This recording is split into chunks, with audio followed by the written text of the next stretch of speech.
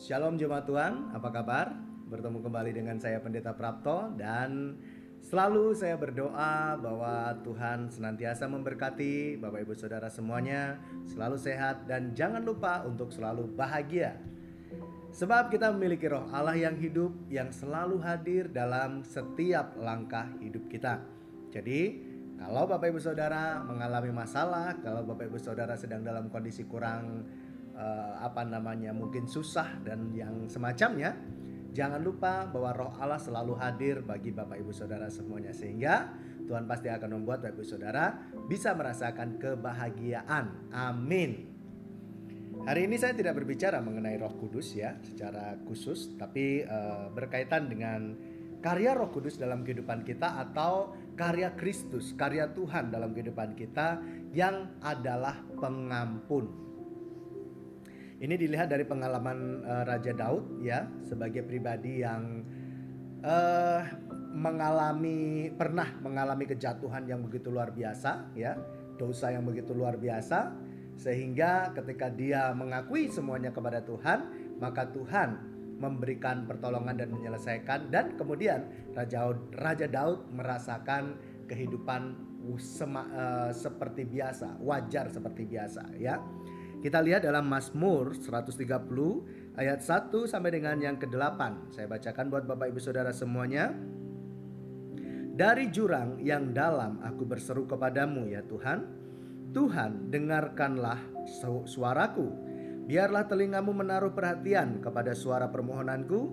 Jika Engkau, ya Tuhan, mengingat-ingat kesalahan-kesalahan, Tuhan, siapakah yang dapat tahan? Tetapi padamu ada pengampunan supaya Engkau ditakuti orang. Aku menanti-nantikan Tuhan, jiwaku menanti-nanti dan aku mengharapkan firman-Nya. Jiwaku mengharapkan Tuhan lebih daripada pengawal mengharapkan pagi, lebih daripada pengawal mengharapkan pagi. Berharaplah kepada Tuhan, hai Israel, sebab pada Tuhan ada kasih setia, dan Ia banyak kali mengadakan pembebasan. Dialah yang akan membebaskan Israel dari segala kesalahannya. Amin.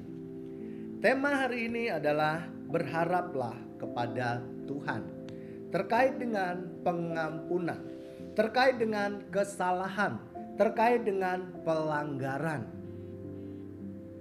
Dari pengalaman Raja Daud, dia bercerita ya di dalam ayat 1, 2 ya, 3, lalu juga ke-4 ya, 5 juga.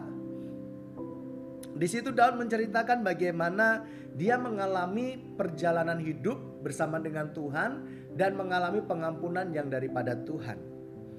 Dia berkata bahwa kalau bukan Tuhan yang mengampuni, siapa yang bisa bertahan?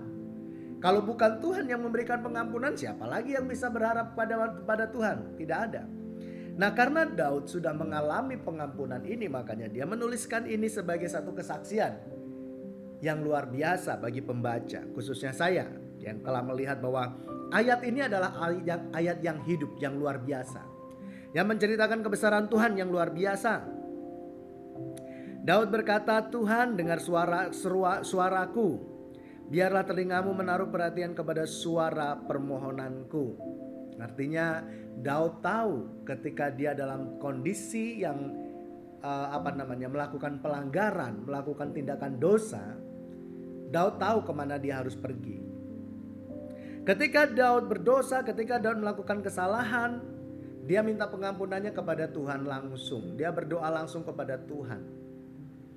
Dia mengakui hanya Tuhan saja yang bisa melakukan itu.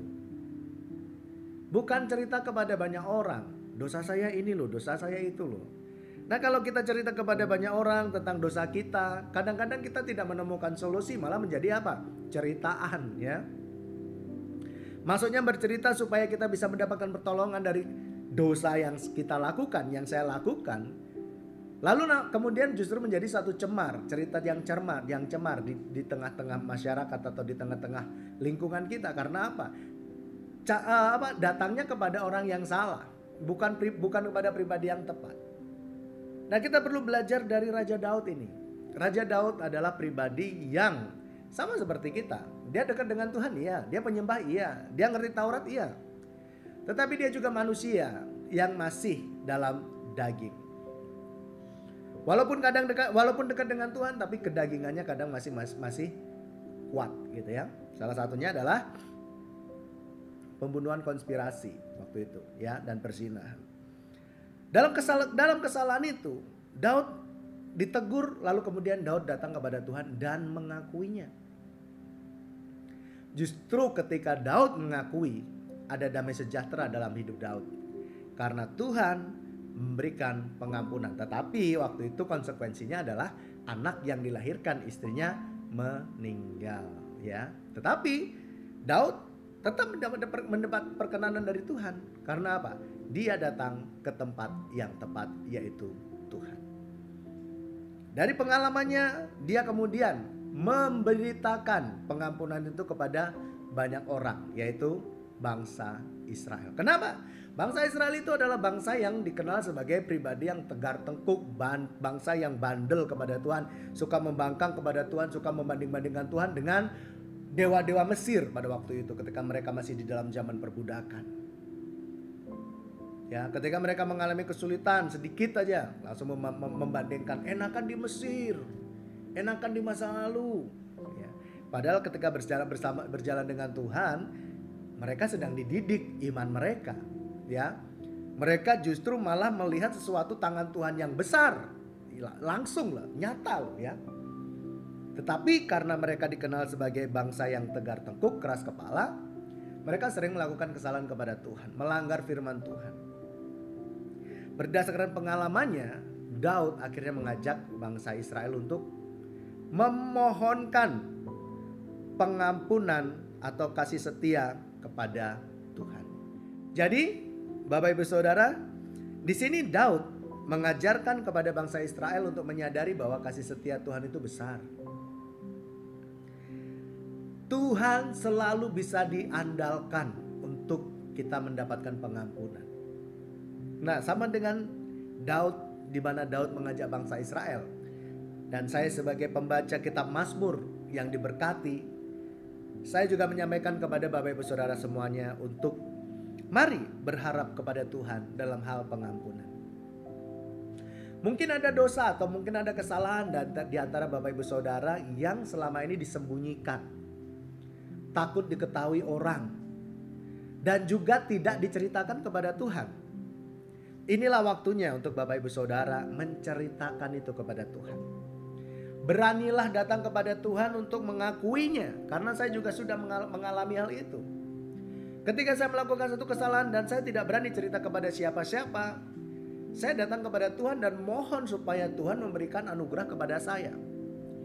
Dan harapan saya untuk kasih setia Tuhan dalam pengampunan, Dia genapkan. Dia memberikan pengampunan dan dalam rohnya Dia menuntun saya. Setiap orang yang dosanya atau kesalahannya diampuni Tuhan pasti akan mengalami kelegaan, ketenangan. Maukah Bapak Ibu Saudara mengalami hal itu? Jika mau, terkait dengan pengampunan, yuk kita selesaikan masalah yang selama ini kita sembunyikan, kita selesaikan di hadapan Tuhan. Tuhan tidak akan marah kok. Tuhan juga tidak akan membenci. Bahkan Tuhan tidak akan pernah menolak. Tetapi kalau kita tulus meminta pengampunan kepada Tuhan, maka dalam kuasa rohnya Dia akan menuntun kita, dan pengampunannya pasti terjadi oleh karena Kristus sudah mati di kayu salib untuk kita semuanya. Jadi mari berharaplah kepada Tuhan untuk semua kesalahan kita, agar Tuhan mengampuni kita. Kita berdoa. Terima kasih Tuhan untuk anugerah-Mu, berkati kami semuanya, sebab Engkaulah Tuhan yang berkuasa mengampuni dosa dan pelanggaran kami. Banyak hal yang kami lakukan, banyak hal kesalahan yang kami lakukan di hadapan-Mu. Dan terkadang kami tidak berani untuk menceritakan kepada siapapun, bahkan mungkin kami enggan untuk bercerita kepada Tuhan. Tetapi kami minta kepadamu hari ini ya Bapa, berikanlah keberanian kepada kami untuk kami jujur kepadamu. Bila di antara Bapak Ibu Saudara ada ya dosa ataupun kesalahan yang disembunyikan ya Tuhan, kami mohon di dalam nama Yesus agar roh-Mu menjamah dan memberkati, sehingga Setiap kami berani mengakuinya di hadapan-Mu, dan Engkau berikanlah pengampunan dan kasih setiamu kepada kami. Terima kasih Roh Kudus, sebab Engkaulah yang telah membuat kami menyadari segala pelanggaran kami, dan Engkaulah yang melembutkan kami untuk kami mau mengakuinya di hadapan Bapa di sorga. Terima kasih Tuhan. Hamba juga berdoa buat setiap jemaat-Mu semuanya.